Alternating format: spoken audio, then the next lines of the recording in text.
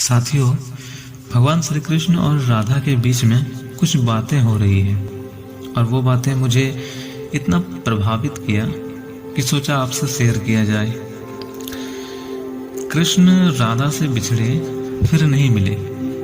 एक दिन स्वर्ग में अचानक दोनों एक दूसरे के सामने आ गए। विचलित सा कृष्ण और प्रसन्न चित्त सी राधा। कृष्ण इसलिए विचलित थे क्योंकि वो प्रेम से अलग होकर गए थे। राधा इसलिए प्रसन्न चित्त थी क्योंकि प्रेम से डूबी हुई थी। राधा मुस्कुराई, कृष्ण सकपकाए। इससे पहले कुछ बोल पाते कृष्ण, बोल उठी राधा, कैसे हो द्वारिकाधीश?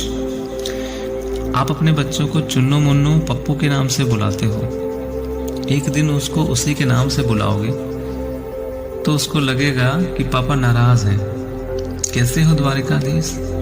जो राधा उन्हें कान्हा कान्हा कहकर बुलाती थी, उनके मुंह से द्वारिकाधीश का संबोधन कृष्ण को अंदर तक घायल कर गया। फिर भी अपने आप को संभाल लिया।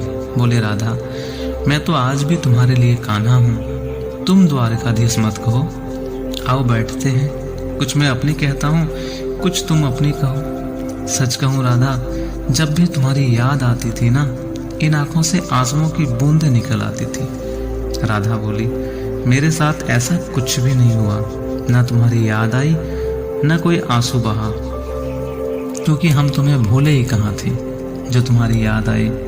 और इन आंखों में तो तुम रहते थे, कहीं आंसुओं के साथ निकल न जाओ, इसलिए रोते भी नहीं थे।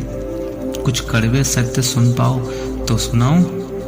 कान्हा से द्वारिकाधीश बनने पर, प्रेम से अलग होने पर तुमने क्या खोया, उसका एक आईना दिखाऊं।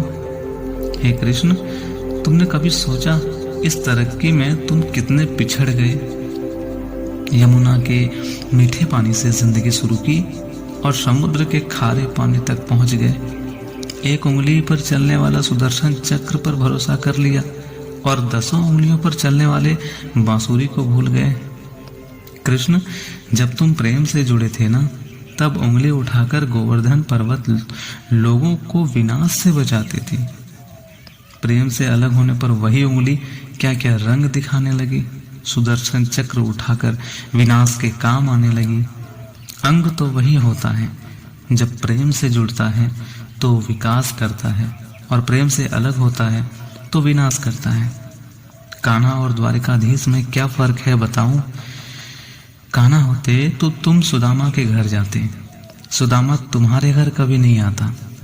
तुम तो सभी कलाओं के स्वामी हो, गीता जैसे ग्रंथ के दाता हो, नीति निर्माता हो, धर्मशास्त्र के जानकार हो।